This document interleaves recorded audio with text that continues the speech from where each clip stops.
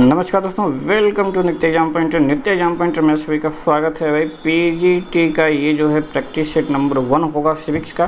तो ये फटाफट 1 2 3 जो प्रैक्टिस सेट हम लोग कर सकते हैं आज से कल तक में, उसको हम लोग फटाफट यहाँ पर कर लेते हैं। ठीक है, तो चलिए आप सभी लोग तैयार हो जाइए। फटाफट जो भी क्वेश्चन आए आप लोग उसका जो है आंसर देख करके देते रहिए, आंसर बताते रहिए और लास्ट में फाइनली चेक करके आप लोग बताइएगा कि कितना जो है इसमें आपका सही जाता है। ठीक है, चलिए तो स्टार्ट करते हैं हम लोग ये आज का सेशन।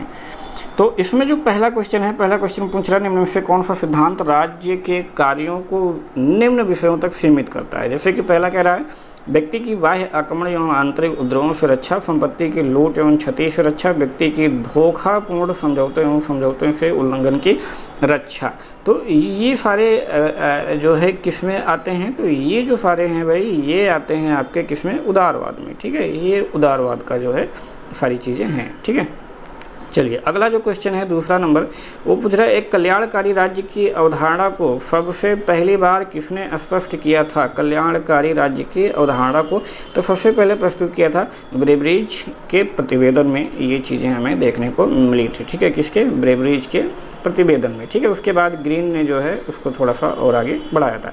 सामाजिक समझौता यह सिद्ध करना चाहता था कि राज्य क्या है भाई, तो ये सिद्ध करना चाहता था कि राज्य क्या है, राज्य एक यंत्र है। ठीक है, क्या है, राज्य एक यंत्र है। तो ये याद रखना है, काफ़ी महत्वपूर्ण है। अगला क्वेश्चन है राज्य का कौन सा कार्य सकारात्मक उदारवाद से संबंधित है। सकारात्मक उदारवाद से संबंधित है तो ये हो जाएगा समाज कल्याण की अभिवृद्धि। ठीक है, कौन सा सही हो जाएगा, डी सही हो जाएगा, समाज कल्याण की अभिवृद्धि, ये यहाँ पर आपकी सही हो जाएगी।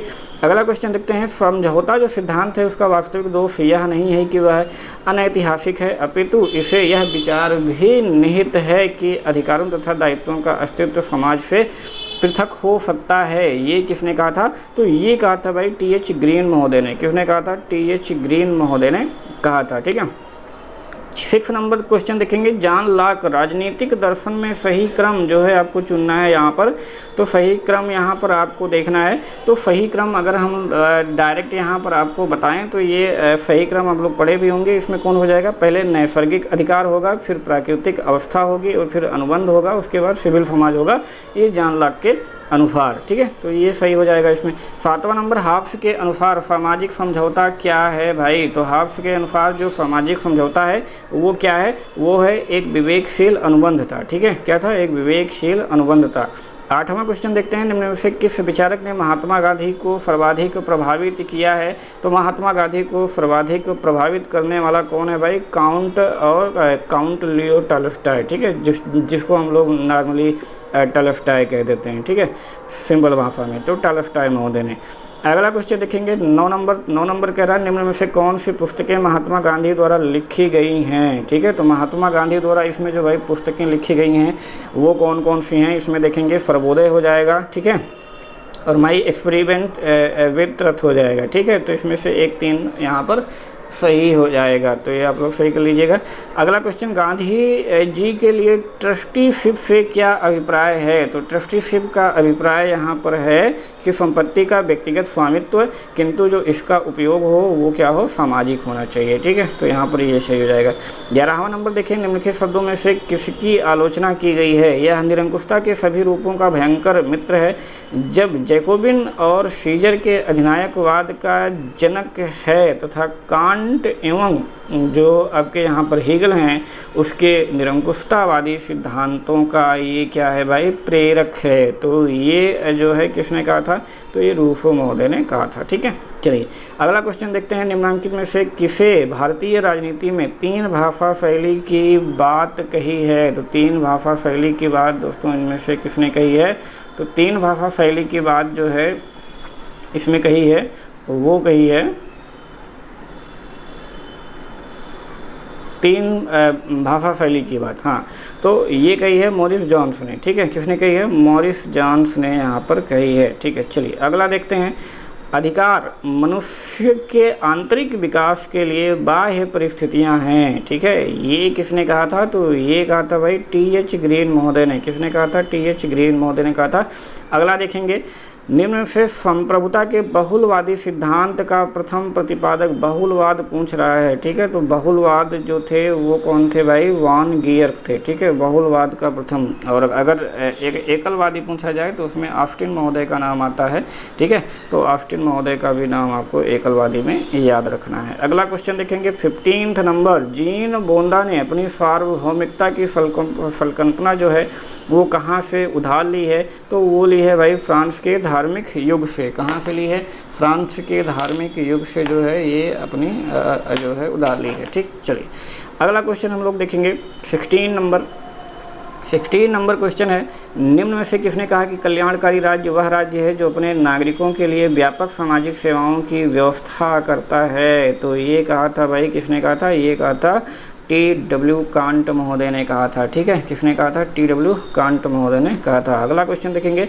20वीं शताब्दी में नकारात्मक स्वतंत्रता व्यक्ति के लिए नहीं है, यह गैर व्यक्तिवादी है, निगमित है, बृहदाकार मुक्त उद्यमों के लिए आगे बढ़ने का साधन बन गया है। ये किसने कहा था, तो ये जो कथन है ये कहा था F.A. हेयक महोदय ने, ठीक है, F.A. हेयक महोदय ने ये बात कही थी, ठीक। चलिए अगला क्वेश्चन देखें हैं 19 number, A theory of justice बहुत फेमस है, जॉन रॉल्फ महोदय की है।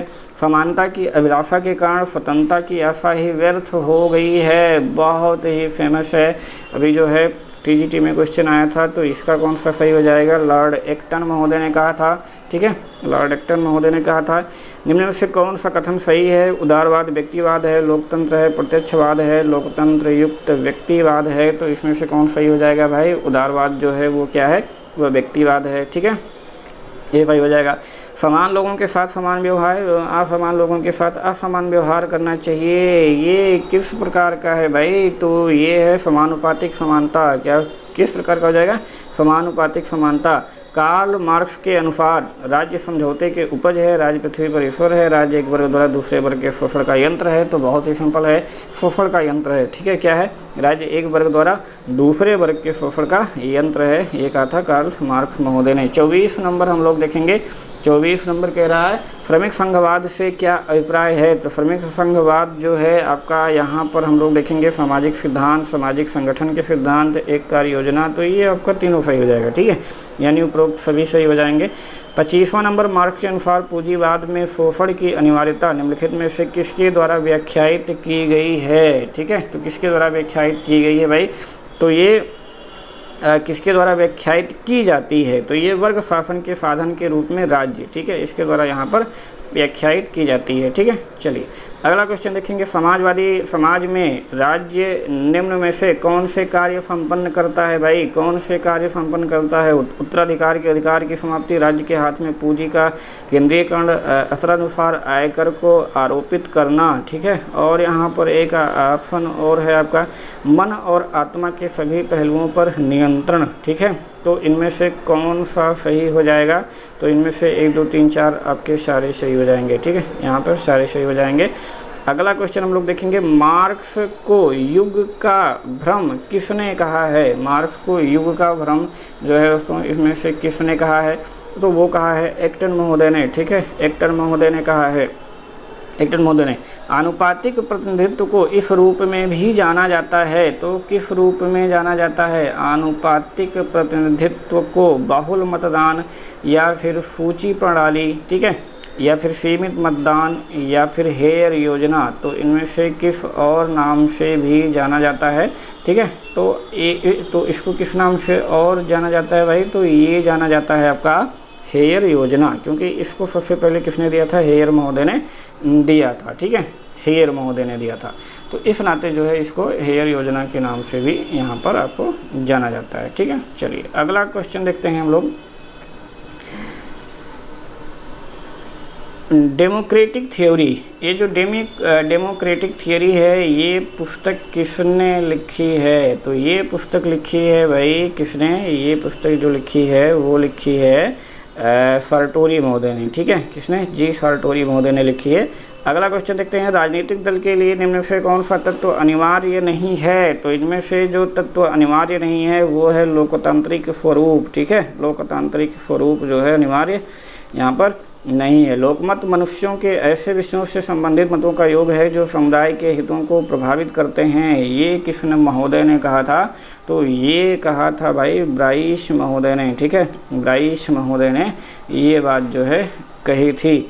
अगला क्वेश्चन हम लोग देखेंगे 32 नंबर, निम्न में से कौन जनतंत्र में राजनीति के लिए आवश्यक तत्व नहीं है? जनतंत्र में राजनीति के लिए आवश्यक तत्व नहीं है, वो है काडर यानी कि संवर्ग, ठीक है, ये आवश्यक तत्व नहीं है, ठीक है।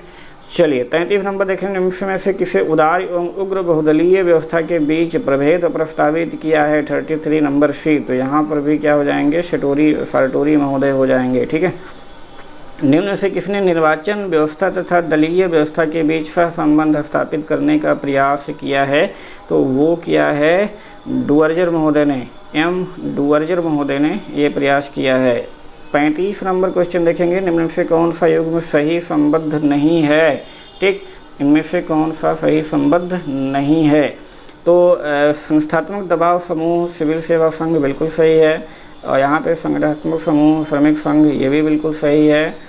और यहाँ पर अगला हम लोग देखेंगे गैर संगठनात्मक समूह जाति, ये भी सही है। अनियमित दबाव समूह कृषक संगठन ये जो है सही नहीं है, ठीक है, तो यही सही आपको नहीं हो जाएगा। संविधान राज्य के पदों के वितरण संभवतः के आवास राज्य के उद्देश्य को निर्धारित करने वाली व्यवस्था है, ये किसने कहा था भाई? तो ये कहा था अरस्तू महोदय ने, ठीक है, अरस्तू महोदय ने ये कहा था। निम्नलिखित में से कौन सी विशेषताएं संवैधानिक शासन की हैं? संवैधानिक शासन की इनमें से निम्न में से कौन सी व्यवस्थाएं हैं? तो निम्न व्यवस्थाओं में हम लोग देखेंगे कि विधि द्वारा संचालित शासन होती है, बिल्कुल। एक व्यक्ति की ओर से सत्ता सीमित करता है, नहीं, तो इसमें से जो है 1 और 3 हो जाएगा। निर्वाचित राज्याध्यक्ष होता है, बिल्कुल सही है। 38 नंबर क्वेश्चन देखेंगे, निम्नलिखित में किस कारक ने हाल के वर्षों में संसदीय कार्यपालिका की शक्ति की अभिवृद्धि में योगदान दिया है? तो इनमें से कौन सा सही हो जाएगा भाई? इनमें से सही हो जाएगा एक सुसंगठित दलीय व्यवस्था का आविर्भाव, ठीक है, ये इसमें से सही हो जाएगा। निम्नलिखित अधिनियमों में से किस अधिनियम द्वारा गवर्नर जनरल की परिषद में एक विधि सदस्य की अभिवृद्धि हुई है? किसके द्वारा हुई है? तो ये हुई है चार्टर अधिनियम 1833 के द्वारा ये काम जो हुआ है। निम्न में से किस अधिनियम के अंतर्गत भारत में सर्वप्रथम एक सर्वोच्च न्यायालय की स्थापना की गई है? तो वो है रेगुलेटिंग एक्ट 1773 के द्वारा किया गया था, ठीक है। चलिए अगले क्वेश्चन पर हम लोग आते हैं 41 नंबर पे। 41 नंबर क्वेश्चन पर हम लोग आते हैं और देखते हैं, यहाँ पर मैच करना है भारतीय संघवाद पर दृष्टिकोण और यहाँ पर सूची 2 यहाँ पर लेखक हैं भाई, तो इसको हम यहाँ पर कैसे मैच करेंगे आप लोग देख लीजिएगा। यहाँ 41 का जो आपका सही आंसर हो जाएगा वो हो जाएगा डी, ठीक है, वो हो जाएगा डी। आप लोग यहाँ पर ऊपर नीचे कर करके थोड़ा सा आप लोग इसको चेक कर लीजिएगा, ठीक है। डी वाला ऑप्शन 4213, ठीक है, यानी ए का 4 हो जाएगा। शासन प्रणाली जो अर्ध संघात्मक है ये केसी व्हीलर ने कहा था, ठीक है। एक अनूठे नमूने का संघ ये किसने कहा था? तो ये ऑस्टिन महोदय ने कहा था, ठीक है। और अद्वितीय उदाहरण ये किसने कहा था? तो ये अलेक्जेंड्रोविच महोदय ने कहा था। बाकी संघात्मक होते हुए भी राष्ट्रीय हित, तो डी का 3 ये जेनिंग्स महोदय ने कहा था। चलिए 42वें नंबर क्वेश्चन पर हम लोग आते हैं। भारतीय संविधान स्पष्ट रूप से प्रेस की स्वतंत्रता की व्यवस्था नहीं करता है, परंतु यह स्वतंत्रता अंतर्निहित है। किस अनुच्छेद में निहित है भाई? तो ये है आपका 19 का में निहित है, 19 का में निहित है। भारतीय संविधान के 13वें अनुच्छेद का मुख्य उद्देश्य निम्न में से किसके संबंध की सर्वोच्चता सुनिश्चित करता है? तो ये हो जाएगा आपका मौलिक अधिकार, ठीक है, मौलिक अधिकार के। किसी मामले में कानूनी कार्यवाही रोकने के लिए उच्च न्यायालय द्वारा निम्न में से कौन सा लेख जारी किया जाता है? तो इनमें से कौन सा लेख जारी किया जाएगा भाई? प्रतिषेध, ठीक है, रोकने के लिए ये जारी किया जाएगा। वर्तमान में किस नीति निर्देशक सिद्धांत को मूल अधिकारों पर प्राथमिकता दी गई है? बहुत ही फेमस है, तो ये हो जाएगा केवल अनुच्छेद 39 खा तथा गा में उल्लिखित जो भी निर्देश तत्व हैं उनको, ठीक है। चलिए अगला क्वेश्चन देखते हैं हम लोग 46 नंबर। तो निम्नलिखित में से कौन एक ही सामान्य प्रक्रिया से अपदस्थ किए जाते हैं? इनमें से तो वो किए जा सकते हैं भैया, इसमें से हम लोग देख लेते हैं। तो इनमें से कौन कौन हो जाएंगे भाई? इनमें से अगर देखें तो सर्वोच्च न्यायालय का न्यायाधीश हो जाएगा, महालेखा परीक्षक हो जाएगा और मुख्य निर्वाचन आयुक्त हो जाएगा। 1, 2, 5 ये तीनों लोग जो है एक ही तरीके से अपदस्थ किए जा सकते हैं, यानी हटाए जा सकते हैं। भारतीय राष्ट्रपति का जो निषेधाधिकार है वो किस प्रकार का है, तो इसमें से देखेंगे कि संपूर्ण भी है, निलंबन भी है, जेबी भी है, तो तीनों प्रकार के प्राप्त होते हैं। निम्नलिखित न्यायालयों में से किसमें तदर्थ न्यायाधीश की नियुक्ति का प्रावधान भारतीय संविधान में किया गया है, तो वो केवल और केवल सर्वोच्च न्यायालय में तदर्थ न्यायाधीश नियुक्त किए जा सकते हैं। आधारभूत स्तर पर पंचायती राज का विकास नहीं हो सकता, इसका कारण क्या है भाई, तो इसका कारण है अज्ञानता एवं उदासीनता। ठीक है, ये जो है इसमें सही हो जाएगा। निम्नलिखित में किस संविधान में राज्याध्यक्ष के लिए निर्वाचन एवं उत्तराधिकार दोनों का प्रावधान है, किस संविधान में? ठीक है, तो ये हो जाएगा संयुक्त राज्य अमेरिका का संविधान। ठीक है, संयुक्त राज्य अमेरिका का संविधान। इसमें जो राज्याध्यक्ष है उसके लिए निर्वाचन एवं उत्तराधिकार दोनों का यहाँ पर प्रावधान किया गया है। अगला देखेंगे, निम्नलिखित में से कौन भारतीय संविधान द्वारा स्थापित है? भारतीय संविधान द्वारा इनमें से किस चीज़ को स्थापित किया गया है, यहाँ पर देखना है। ठीक है, चलिए तो अब हम लोग देखेंगे कि योजना आयोग है, राष्ट्रीय विकास परिषद है, क्षेत्रीय परिषदें हैं, तो इनमें से हमें लग रहा है कोई नहीं है। ठीक है, भारतीय संविधान में इनका वर्णन तीनों में से किसी का भी नहीं है। अगला क्वेश्चन देखेंगे हम लोग 52 नंबर। तो निम्नलिखित समाप्ति के प्रकारों में से किस प्रकार की समाप्ति का निर्णय लोकसभा द्वारा किया जाता है? किस प्रकार की समाप्ति का वर्णन लोकसभा द्वारा किया जाता है? तो इसमें देखेंगे समाप्ति, ठीक है, कंगारू। ठीक है, कंगारू।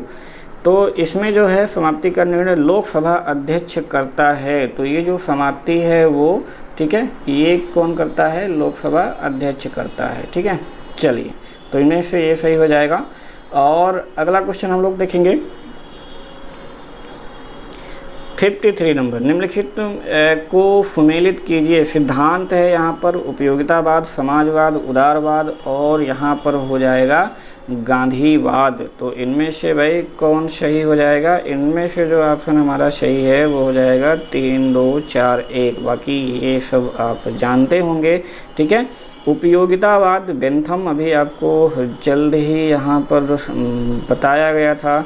और जो समाजवाद है, समाजवाद हो जाएगा उसके जॉर्ज बर्नार्ड शॉ। ठीक है, ये आपको याद रखना है।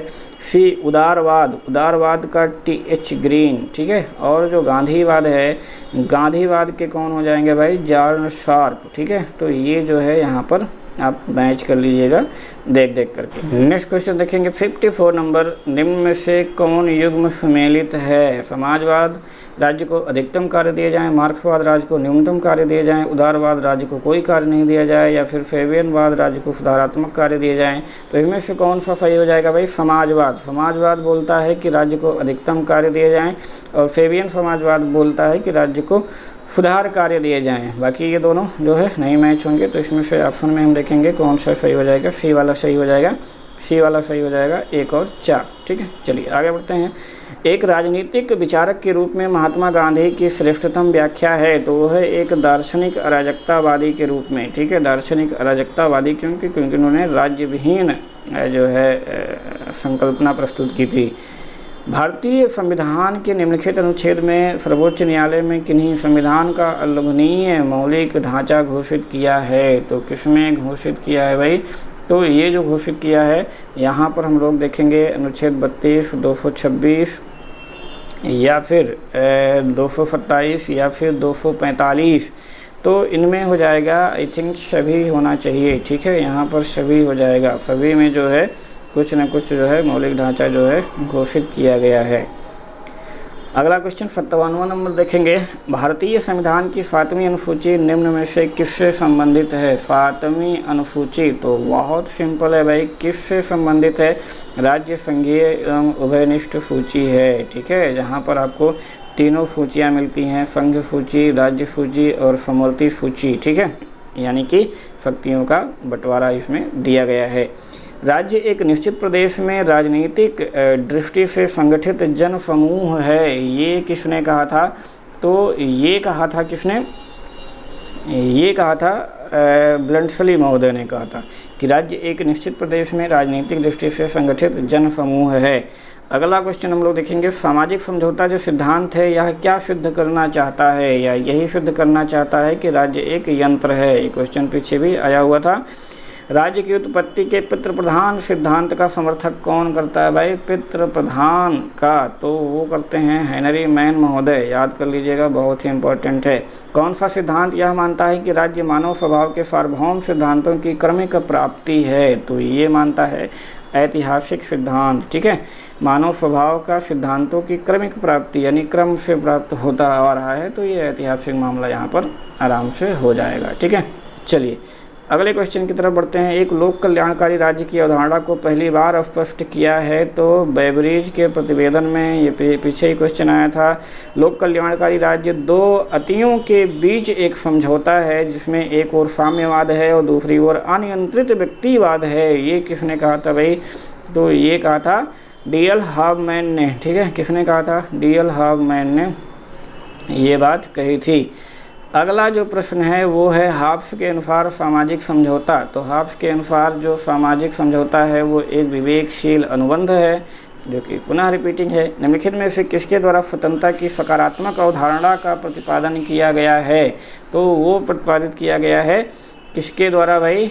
टी.एच. ग्रीन के द्वारा, ठीक है। सकारात्मक की बात कर रहा है, सकारात्मक नकारात्मक दो प्रकार के होते हैं, तो इसमें इनके द्वारा लॉक, मिल और स्पेंसर जो थे उनके द्वारा नकारात्मक दृष्टिकोण प्रस्तुत किया गया था। जीन बोंदा ने अपनी प्रभु सत्ता की संकल्पना उधार ली थी। कहाँ से ली थी भाई? तो वो फ्रांस के धार्मिक युद्धों से ली थी, ठीक है, फ्रांस के धार्मिक युद्धों से। निम्नलिखित में से किसका राज्य संबंधी कोई सिद्धांत नहीं है? राज्य संबंधी इनका कोई भी सिद्धांत नहीं है, तो वो है मार्क्सवाद का, ठीक है, क्योंकि ये राज्य को मानते ही नहीं थे। 68वां नंबर देखेंगे, संप्रभुता मूलतः संकट का सिद्धांत था। यह मत किसने दिया था? तो H.J. लास्की महोदय ने ये मत दिया था। कौन सा सिद्धांत राज्य के रात्रि के पहरेदार की ही भूमिका का समर्थन करता है? तो वो करता है कौन? उदारवादी सिद्धांत। कौन करता है? उदारवादी सिद्धांत करता है। निम्नलिखित में से संविधान के द्वारा क्या सुनिश्चित किया जाता है? तो संविधान के द्वारा ये उपयुक्त तो सारी चीज़ें जो है यहाँ पर सुनिश्चित की जाती हैं, ठीक है। अब इसको पढ़ लीजिएगा। 71वां नंबर देखेंगे हम लोग, जो संविधानवाद है, संविधानवाद की पाश्चात्य अवधारणा किस पर आधारित है? तो ये आपका आधारित हो जाएगा भाई विधि, सही है, विधि का शासन, प्रेस की स्वतंत्रता, बिल्कुल सही है। एक राजनीतिक दल का आधिपत्य ये बिल्कुल नहीं मानता है, ठीक है। चलिए अगला क्वेश्चन हम लोग देखेंगे यहाँ पर 72 नंबर, किसने कहा है कि संसदीय व्यवस्था दल की भावना को सघन करती है और हमेशा इसे जीवंतता प्रदान करती है? तो ये कहा था लॉर्ड ब्राइस महोदय ने, ठीक है। किसने कहा था? लॉर्ड ब्राइस महोदय ने ये कहा था। निम्न में से किसने एकात्मवाद की यह परिभाषा दी है? कि यानी संक्षेप में एकात्मवाद का तात्पर्य एक ही है, दृष्टिगोचर प्रभुसत्ता संपन्न शक्ति के हाथों में राज्य की शक्ति का केंद्रीकरण, वह शक्ति चाहे संसद हो अथवा जार हो। तो ये किस महोदय ने कहा था भाई? तो ये कहा था डाइसी महोदय ने, ठीक है, डाइसी महोदय ने ये कहा था। निम्न में से कौन सा गुण संसदात्मक व्यवस्था का नहीं है? ठीक है, तो शक्तियों का पृथक्करण, ठीक है, ये संसदात्मक व्यवस्था का नहीं है, ठीक है। बाकी कार्यपालिका विधायिका के बीच समन्वय, जनता के प्रति उत्तरदायित्व तो होता ही है, जनसाधारण को राजनीतिक रूप से शिक्षित करना, ये सब होता ही है, ठीक है। चलिए 75 नंबर देखेंगे, निम्नलिखित में संघात्मक शासन व्यवस्था का अधिकृत विद्वान कौन माना जाता है? ठीक है, तो इनमें से माना जाता है किसको? वो माना जाता है केसी व्हीलर को, ठीक है, केसी व्हीलर को यहाँ पर माना जाता है, ठीक। चलिए, तो ये हो जाएगा आपका यहाँ पर केसी व्हीलर। अगला देखेंगे, निम्नलिखित में से कौन सा एक अध्यक्षात्मक सरकार का लक्षण है? अध्यक्षात्मक सरकार का लक्षण, तो ये हो जाएगा भाई, यहाँ पर हम लोग अगर देखें तो इनमें से संविधान की कठोरता जो है वो एक लक्षण है। न्यायपालिका की सर्वोच्चता, विधायिका की सर्वोच्चता, कार्यकारिणी की सर्वोच्चता, ये सब संवैधानिक लक्षण होते हैं। अध्यक्षात्मक सरकार संविधान की कठोरता होती है। अगला क्वेश्चन देखेंगे 77वां, एक बार अध्यक्ष सदा के लिए अध्यक्ष, यह परंपरा किस अध्यक्ष या स्पीकर के साथ जुड़ी हुई है भाई? तो ये कॉमन सभा है, यानी ग्रेट ब्रिटेन। एक बार बन गए तो आजीवन वहाँ पर बने रहते हैं, ठीक है। किसने कहा है कि सार्वभौमिक वयस्क मताधिकार वास्तव में सार्वभौमिक नहीं है? ये किसने कहा था? तो ये कहा था गिलक्राइस्ट महोदय ने। निम्न में से कौन दलों को विचारों का दलाल मानता है? ठीक है, वो कहता है कि जो दल हैं वो विचारों की दलाली के काम आते हैं, तो वो हैं लावेल महोदय, ठीक है। लावेल महोदय जो है ऐसा मानते हैं। अगला देखेंगे, निम्नांकित विद्वानों में से किसका यह विचार है कि जनमत के निर्माण में सर्वप्रमुख भूमिका किसकी होती है? पर्यावरण की होती है। तो वाल्टर लिपमैन, ठीक है, यहाँ पर लिपमैन आ जाएंगे। कार्यात्मक जो व्यावसायिक प्रतिनिधित्व है उसके सिद्धांत का प्रतिपादक यहाँ पर कौन है भाई? तो ये हैं कोल महोदय, ठीक है। कौन है? कोल महोदय हैं। निम्न में से कौन जनमत का अभिकरण है? जनमत का अभिकरण यानी कि जनमत में क्या क्या आते हैं? तो हम लोग यहाँ पर देखेंगे जनमत में आपके समाचार पत्र आते हैं, रेडियो प्रचार, राजनीतिक दल, विधायी निकाय, शिक्षा संस्थाएं, ये सारी चीज़ें जो हैं आपके आती हैं। तो इनमें से हम लोग देखेंगे कौन कौन भाई? न्यायपालिका नहीं होगी, ठीक है, न्यायपालिका नहीं होगी, इसी को छोड़ दीजिए, बाकी तो सब सही हो जाएंगे। तो यानी इस प्रकार से कौन सा सही हो जाएगा? 1, 2, 4 यहाँ पर सही हो जाएगा। इनके में से कौन सा एक जीन ब्लांडेल के सामुदायिक दबाव समूह के वर्गीकरण का एक उपवर्ग है? तो ये है संस्थागत दबाव समूह, ठीक है, संस्थागत दबाव समूह। महिला मताधिकार का प्रबल समर्थक इनमें से कौन था? बहुत ही इम्पोर्टेंट पॉइंट है, तो ये हो जाएगा भाई सिजविक महोदय, सिजविक महोदय। जनमत किसी विषय पर लोगों के व्यवहार को संकेत करता है और जब ये किसी एक ही सामाजिक समूह के हों, यह विचार किसका है? तो यह विचार है भाई लियोनार्ड डब्ल्यू डोब का, ठीक है, शॉर्ट फॉर्म में इसे डोब बोलते हैं। चलिए 86 नंबर, राजनीतिक दल के विषय में निम्न कथन किसका है कि स्वतंत्र राजनीतिक दलों द्वारा चलाई जाने वाली सरकार लोकतांत्रिक सरकार का दूसरा नाम है। किसी भी जगह स्वतंत्र राजनीतिक दलों के बिना स्वतंत्र सरकार का अस्तित्व नहीं हो सकता है। ये मुनरो महोदय ने कहा था, ठीक है, WB मुनरो महोदय ने ये कहा था।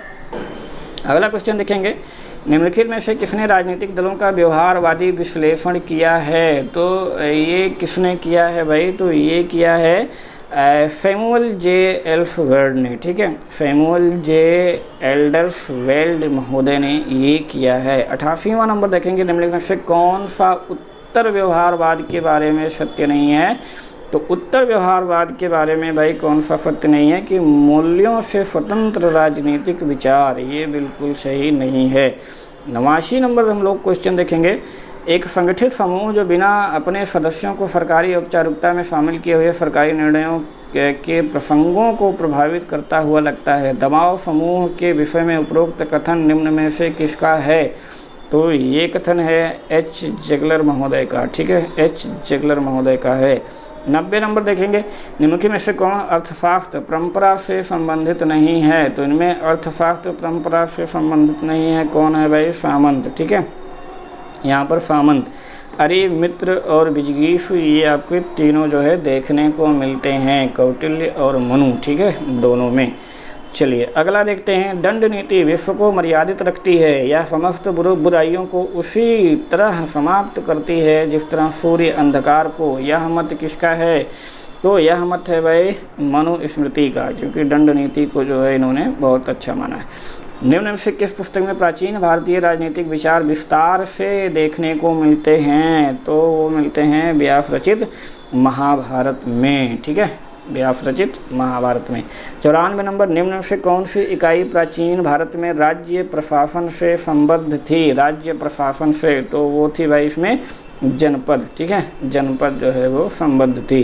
तो निम्नलिखित में से कौन सी एक समिति संसद यानी भारत की अस्थायी समिति नहीं है? तो इनमें से वित्त मंत्रालय की परामर्श समिति, ये क्या है? अस्थायी समिति नहीं है। बाकी लोक लेखा हो गया, प्रकलन हो गया, लोक उपक्रम हो गया, ये सभी क्या हैं? अस्थायी समितियों में आती हैं, ठीक है। चलिए अगला देखते हैं 96 नंबर, निम्नलिखित मौलिक अधिकारों में से कौन केवल भारत के नागरिकों को ही उपलब्ध हैं? ये क्वेश्चन अभी टीजीटी में भाई पूछा गया था, कौन भारत को कौन विदेशियों को। तो ये क्वेश्चन भी आपको यहाँ पर याद रखने हैं। केवल भारतीयों को सार्वजनिक सेवाओं के संबंध में अवसर की समानता यानी कि अनुच्छेद 16, ठीक है, ये केवल भारतीयों को ही 15, 16, 19, 29, 30, ठीक है, ये आपको याद रखना है। ये केवल भारतीयों को ही प्राप्त हैं। भारतीय संविधान के अनुच्छेद 21 का उल्लंघन होता है यदि क्या किया जाता है भाई? यदि यहाँ पर देखेंगे अभियुक्त पर मुकदमा चलाने में राज्य विलंब करता है, बिल्कुल सही है। पागल को कारावास का दंड दिया जाता है, बिल्कुल सही है। किसी नागरिक को पासपोर्ट अनिश्चित काल के लिए जब किया जाता है, बिल्कुल सही, यानी कि यहाँ पर सभी सही हो जाते हैं। संसद में भारतीय राष्ट्रपति महाभियोग जो है वो क्या है भाई? तो वो है एक अर्धन्यायिक प्रक्रिया, ठीक है, अर्धन्यायिक प्रक्रिया के अंतर्गत आता है राष्ट्रपति पर महाभियोग। यह किसका कथन है? यह प्रस्तावना सदन के प्रत्येक सदन की इच्छा को समेटती है कि इस संविधान की जो जड़ें हैं इसकी अभिसत्ता एवं इसकी संप्रभुता जन साधारण में निहित हो। ये चीज़ें जो है किसने कही थी? तो ये चीज़ें कही थी डॉक्टर BR अम्बेडकर महोदय ने। राज्य चट्टान से या शाहबलूत से नहीं पैदा होते, यह तो बनता है उन मनुष्यों के चरित्रों से जो कि उसमें निवास करते हैं। बहुत ही फेमस जो है वक्तव्य है। और ये किसका है भाई? ये है अरस्तू महोदय ने कहा था ये, ठीक है। चलिए, फेडरल गवर्नमेंट, ये जो पुस्तक है ये किसने लिखी थी? तो ये लिखी थी KC व्हीलर महोदय ने, ठीक है। किसने लिखी थी? KC व्हीलर महोदय ने लिखी थी फेडरल गवर्नमेंट पुस्तक। 102 नंबर देखेंगे, राज्य विधि का शिशु एवं जनक दोनों है, ये किसने कहा था? तो ये मैकाइवर महोदय ने कहा था। अगला क्वेश्चन देखेंगे, निम्नलिखित में से किस एक विचारक के द्वारा राज्य के संरक्षण का सिद्धांत प्रस्तुत किया गया है बजाय राज्य के सिद्धांत के? ठीक है, तो राज्य के सिद्धांत नहीं बल्कि राज्य के संरक्षण के लिए अपना सिद्धांत प्रस्तुत किया है, वो है मैकियावेली ने। लाक के अनुसार प्राकृतिक जो अधिकार है वो क्या है भाई? वो है सार्वभौमिक नहीं है, ठीक है, सार्वभौमिक नहीं है। चलिए अगला क्वेश्चन देखेंगे 105 नंबर में, तो राज्य एवं समाज एक समान है, ये किसने कहा था? तो ये बर्क महोदय ने कहा था, ठीक है। बर्क महोदय ने कहा था कि राज्य और जो समाज हैं वो एक समान हैं। निम्न में से किसने आनुपातिक समानता का सिद्धांत प्रस्तुत किया था? तो ये प्रस्तुत किया था भाई किसने? अरस्तू महोदय ने, ठीक है, अरस्तू महोदय ने। नकारात्मक व्यक्तिवाद का दार्शनिक आधार इसमें से है, तो इनमें से नकारात्मक व्यक्तिवाद का दार्शनिक आधार क्या है भाई? वो है व्यक्तिवाद, ठीक है, व्यक्तिवाद है। संपत्ति चोरी है, ये किसने कहा था? ये कहा था प्रूधो महोदय ने, ठीक है, प्रूधो महोदय ने ये कहा था। मार्क्सवाद 19वीं शताब्दी के उदारवाद की अवैध तथा विद्रोही संतान है, यह आलोचनात्मक कथन किसका है? तो ये जो आलोचनात्मक कथन है भैया ये है C. हंट महोदय का, ठीक है। उदारवाद का आधारभूत सिद्धांत क्या है? तो उदारवाद का आधारभूत सिद्धांत है भाई वैयक्तिक स्वतंत्रता, ठीक है, वैयक्तिक स्वतंत्रता। डिस्ट्रक्शन का सिद्धांत किससे संबंधित है? डिस्ट्रक्शन का सिद्धांत तो ये संबंधित है भाई मैकाइवर महोदय से, ठीक है, मैकाइवर महोदय से संबंधित है। 112 नंबर, द्वंद्वात्मक भौतिकवाद जो शब्द है सबसे पहले किसने प्रयोग किया? तो ये प्रयोग किया है मार्क्स महोदय ने, ठीक है, मार्क्स महोदय ने। 13 नंबर, निम्न में से कौन सा दार्शनिक आधुनिक व्यक्तिवाद का प्रतिपादक माना जाता है? आधुनिक व्यक्तिवाद, तो आधुनिक व्यक्तिवाद का प्रतिपादक किसे माना जाता है? तो ग्राहम वालेस को माना जाता है, ठीक है, ग्राहम वालेस को माना जाता है। अगला क्वेश्चन, बिना संविधान के राज्य अविचारणीय है, यह कथन किसका है? तो यह कथन है भाई फाइनर महोदय का। लोक प्रशासन उन क्रियाओं को कहते हैं जिनका उद्देश्य लोक नीति को लागू करना होता है, ये परिभाषा किसने दी है भाई? तो LD वाइट महोदय ने दी है, LD वाइट महोदय ने। निम्नलिखित में से संगठन के क्लासिकीय सिद्धांत को कहावतें किसने कहा है? तो वो कहा है हर्बर्ट साइमन महोदय ने। सिविल सेवा स्थायी रूप से वेतनभोगी एवं कुशल पदाधिकारियों की व्यावसायिक संस्था है, ये किसने कहा है? वो कहा है हरमन फाइनर महोदय ने। निर्णय लेने के निम्नलिखित चरणों को किस क्रम में रखेंगे? ठीक है, किस क्रम में रखेंगे भाई? तो इसमें हम लोग देखेंगे किसी समस्या की पृष्ठभूमि की जानकारी करना, बिल्कुल सही है। समस्या का निर्धारण, विकल्प का निर्धारण, विकल्प पहचान, तो ये बिल्कुल सीरीज से हैं, बी वाला सही हो जाएगा। ठीक है, चलिए 19 नंबर देखेंगे। लोक जो प्रशासन है उसके अध्ययन के निम्नलिखित उपागम में किस क्रम से विकास हुआ है। ठीक है, तो इनमें भी हमें क्रम देखना है, किस क्रम में जो है इसका विकास हुआ है यहाँ पर। तो पहला जो है उसको हम लोग देखते हैं।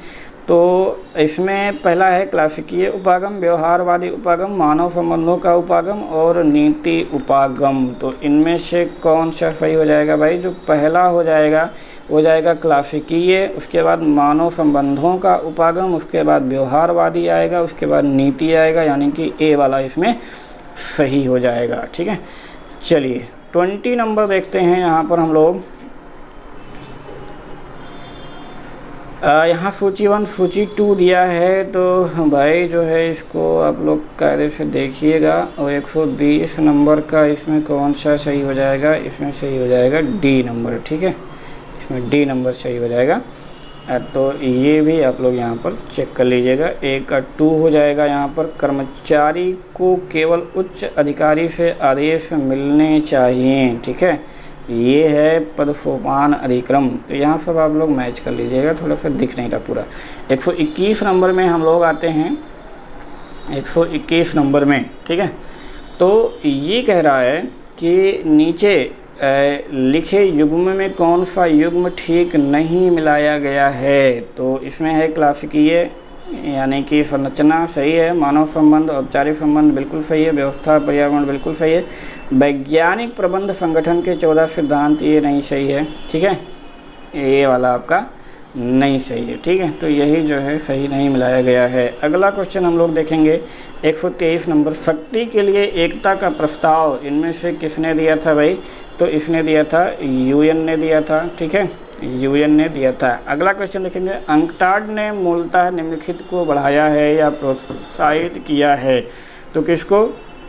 वो है अंतर्राष्ट्रीय व्यापार से संबंधित है अंकटाड। ठीक है, तो यहाँ पर ये सही हो जाएगा 124 नंबर। ठीक है, अब यहाँ पर आई थिंक हमें लगता है कि हाँ 125 है थोड़ा सा, तो इसको भी देख लेते हैं। समाजवाद शब्द का सर्वप्रथम प्रयोग किसने किया था भाई? तो ये किया था रॉबर्ट ओवन महोदय ने। ये भी ध्यान रखना है, काफ़ी महत्वपूर्ण है। ठीक, तो यहाँ पर आज हम लोगों ने भाई प्रैक्टिस सेट 1 जो है सॉल्व कर लिया है बहुत ही कम समय में, 30 मिनट में। ठीक है, तो ऐसे ही 1 2 3 प्रैक्टिस सेट आपको और मिल जाएंगे फटाफट, उसको आप कम से कम देख करके यहाँ पर फटाफट जाइएगा। ठीक है, तो मिलते हैं नेक्स्ट वीडियो में प्रैक्टिस सेट 2 के साथ। तब तक आप सभी लोग अपना पढ़ते रहिए, और अब टाइम है ज़्यादा से ज़्यादा क्वेश्चन देखना और रिवीजन करना, तो ये आप लोग फटाफट करते रहिए। मिलते हैं नेक्स्ट वीडियो में। जय हिंद, जय भारत।